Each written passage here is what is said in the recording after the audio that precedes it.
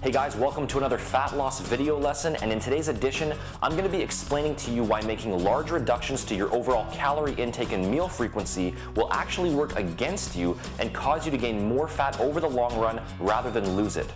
See, when most people start a fat loss program, they tend to fall victim to the false logic that the less food they eat, the more fat they'll lose.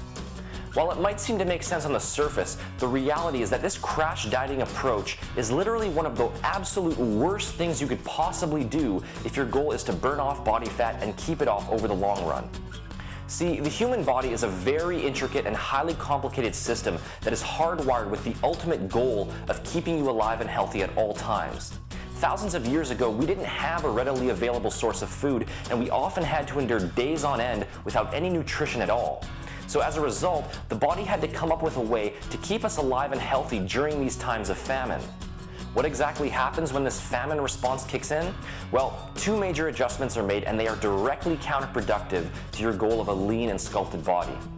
First of all, the fat-burning metabolism dramatically slows down. Fat is simply a stored form of energy, and in an effort to conserve this energy for future use, the body will start holding on to fat rather than burning it. During periods of severe calorie restriction, the metabolic rate can slow down by as much as 40%. Secondly, your body's levels of lean muscle tissue will begin rapidly wasting away. Muscle is metabolically expensive tissue, and it requires a lot of energy to build and maintain. So in an effort to further conserve energy and to obtain a source of much needed protein, the body will begin breaking down and wasting away your lean muscle tissue.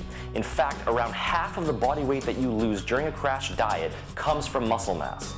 To sum these 2 points up, when you deprive your body of the calories that it needs each day for proper functioning, you begin storing more fat while losing lean muscle tissue.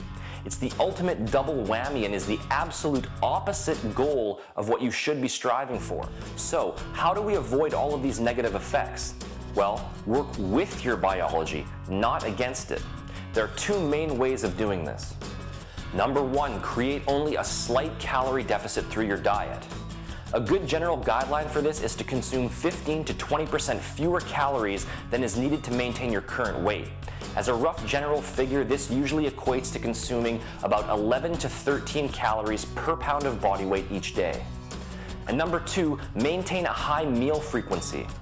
Instead of the traditional notion of 3 square meals a day, start getting into the habit of consuming 5 to 7 smaller meals a day, spaced every 2 to 3 hours. This will prevent your body's starvation mechanism from kicking in and will help to keep your fat-burning metabolism elevated all throughout the day. The take-home message of this lesson is very simple. If you're serious about achieving a lean, sculpted, and defined body and maintaining it over the long run, a gentle, gradual dietary approach is the only realistic solution.